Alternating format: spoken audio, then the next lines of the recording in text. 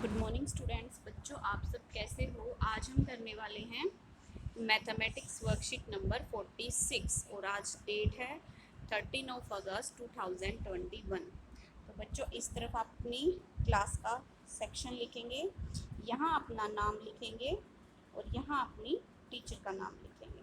तो बच्चों, आपको पता है कि आज हम 15 अगस्त मनाने वाले हैं, ठीक है। और जो आज की वर्कशीट आई है वो उसी से रिलेटेड भी आई है। तो जो ये वर्कशीट है, इसमें जो पहली एक्टिविटी दी हुई है वो है कोड लैंग्वेज की एक्टिविटी है। इससे पहले भी हम 2 या 3 वर्कशीट में कोड लैंग्वेज की एक्टिविटी कर चुके हैं। तो ऊपर दिया हुआ है A to Z तक लिखा हुआ है, उसके नीचे नंबरिंग की हुई है और हमें नीचे कुछ संदेश दिया हुआ है जिसको हमें डिकोड करके नीचे लिखना है, ठीक है। तो चलिए बच्चों, शुरू करते हैं। मैं पहले भी बता चुकी हूँ आपको, ए यानी कि 1, बी यानी कि 2, ऐसा करके A to Z को 1 से 26 तक दर्शाया गया है। तो हमें देखना है कि हमारे लिए जो संदेश दिया गया है उसका जो अगर उसको हम डिकोड करते हैं तो उसमें से कौन से शब्द निकलते हैं और हमारे लिए वो क्या संदेश बनता है। तो सबसे पहले यहाँ पर दिया हुआ है 8। अब हम देखेंगे कि ऊपर 8 कहाँ लिखा हुआ है। ऊपर 8 लिखा हुआ है यहाँ पर और 8 के ऊपर है H, यानी कि जहाँ पर 8 लिखा हुआ है वहाँ पर हम H लिखेंगे। उसके बाद है 1 यानी कि A, फिर है 16 बच्चों यानी कि P, फिर से 16, फिर P आएगा, फिर है 25। अब ये देखो कि यहाँ पर 25 कहाँ है, 25 लिखा हुआ है Y के नीचे, तो यहाँ पर हम Y लिखेंगे। तो ये क्या बन गया, हैप्पी, यानी कि जो पहला शब्द था वो हमने ढूंढ लिया है और इसका मतलब है हैप्पी। अब हम देखते हैं अगला शब्द 9 कहाँ लिखा हुआ है, ये रहा, यहाँ पर हम I लिखेंगे। फिर 14 कहाँ लिखा हुआ है, ये रहा, यहाँ N लिखेंगे। फिर 4, फिर D लिखेंगे।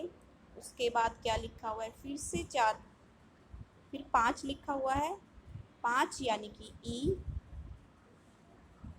16 का मतलब P, फिर से 5 है यानी कि E लिखेंगे।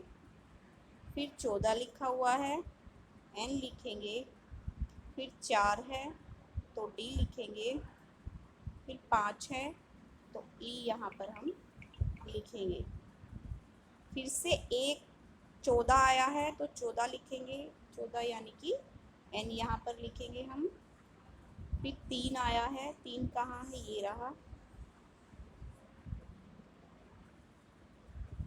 और फिर से आया है हमारे 5 आया है तो यानी कि E यहाँ पर लिखेंगे। तो जो हमारा शब्द बना है वो है इंडिपेंडेंस। तो हैप्पी इंडिपेंडेंस। तो हम पता कर सकते हैं क्या लिखा हुआ होगा, जो अगला शब्द होगा वो लिखा हुआ होगा डे, ठीक है। तो आखिरी वाला है जो हम करते हैं, जैसे 4 है, 4 यानी कि D, 1 है तो A, उसके बाद है 25 यानी कि Y। तो क्या है जो हमारा संदेश है, वो लिखा हुआ है हैप्पी इंडिपेंडेंस डे, ठीक है। तो बच्चों, आप सभी जानते हैं कि 15 अगस्त को हमारे देश का स्वतंत्रता दिवस होता है। इसी दिन वर्ष 1947 में हमारे देश को अंग्रेज़ों के शासन से आज़ादी मिली थी। तभी से यह दिन पूरे भारत में बड़ी धूमधाम से मनाया जाता है। तो बच्चों, आपके लिए प्रश्न ये है कि आपको बताना है, अंदाज़ा लगाना है कि 2021 में हमारे देश को आज़ाद हुए कितने वर्ष पूरे हो गए।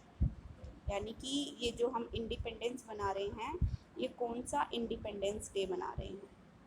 तो हम यहाँ पर लिखेंगे जो 75वां स्वतंत्रता दिवस यहाँ पर हम मना रहे हैं। कौन सा स्वतंत्रता दिवस मना रहे हैं, 75वां इंडिपेंडेंस डे हम मना रहे हैं। तो बच्चों, आपको याद होगा कि पिछले महीने हमारी PTM मीटिंग हुई थी, ठीक है। PTM मीटिंग यानी कि अभिभावक और शिक्षक बैठक। तो उसमें क्या हुआ था कि पेरेंट्स मीटिंग जो आयोजित की गई थी, तो रजत नाम का एक लड़का होता है, उसके भी स्कूल में पीटीएम हुई थी।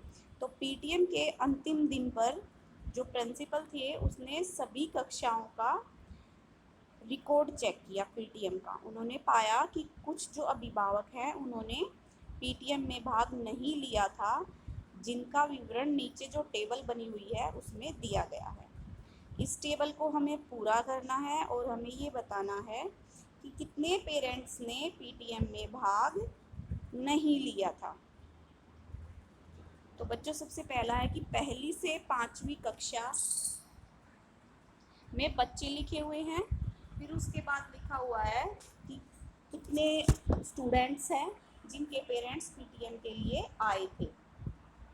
तो पहली से 5वीं कक्षा में जो कुल बच्चे हैं वो है हमारे पास 448। तो 448 में से जिनके पेरेंट्स स्कूल में आए थे वो थे 310, लेकिन जिनके पेरेंट्स स्कूल में नहीं आए थे वो कितने बचे? वो बचे 138 बच्चे, जो कि पीटीएम में जिन्होंने भाग नहीं लिया था। अब ऐसे ही आपको छठी से लेके 12वीं कक्षा तक के बच्चों की संख्या में से जितने बच्चे पीटीएम में, जितने बच्चों के पेरेंट्स ने पीटीएम में पार्टिसिपेट किया था, उसमें से निकाल के आपको लिखना है कि कितने पेरेंट्स ने पीटीएम में भाग नहीं लिया था। तो सबसे पहले हम करेंगे छठी से 8वीं कक्षा तक। तो छठी से 8वीं कक्षा तक जो बच्चों की संख्या है वो है 1783। लेकिन 1783 बच्चों में से पीटीएम में भाग लेने के लिए जो पेरेंट्स आए थे वो आए थे 1185। अगर हम 1783 में से 1185 को अगर घटाएंगे तो हमारे पास वे बच्चे आ जाएंगे जिनके पेरेंट्स स्कूल में नहीं गए थे, जिनके पेरेंट्स पीटीएम के लिए। तो यहाँ पर हम लिखेंगे 1783 माइनस 1185, तो हमारे पास आएगा 598। अब हम करते हैं कि 9वीं और 10वीं कक्षाओं में कितने बच्चे आए थे, कितने बच्चों के पेरेंट्स आए थे पीटीएम के लिए और कितनों के नहीं आए थे। अब हम देखेंगे 9वीं और 10वीं कक्षाओं में बच्चों की जो संख्या है वो है 986, ठीक है। लेकिन पेरेंट्स मीटिंग में आए थे वो आए थे 751।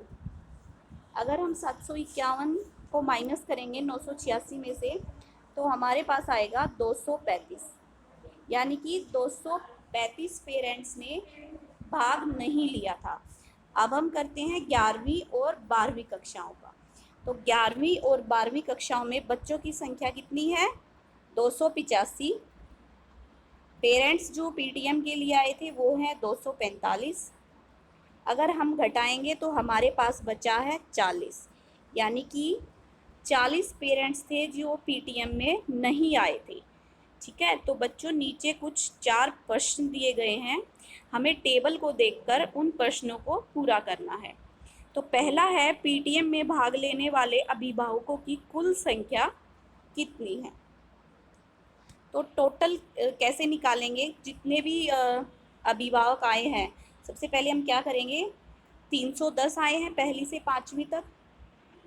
फिर उसके बाद आए हैं छठी से 8वीं तक 1185। फिर आए हैं 9वीं से 10वीं तक 751।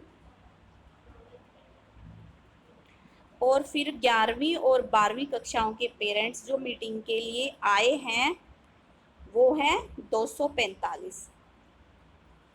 तो टोटल जो हमारे पास अभिभावक आए हैं मीटिंग के लिए वो हो गए 2491। कैसे निकालना है? इसका जोड़ लिखेंगे, ठीक है। 2491 जो पेरेंट्स हैं वो मीटिंग के लिए आए हैं।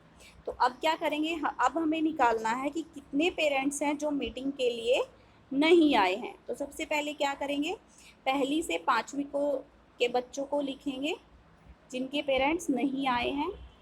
फिर उसमें हम जोड़ेंगे 558, फिर उसमें जोड़ेंगे 235 और फिर उसमें 40 जोड़ेंगे।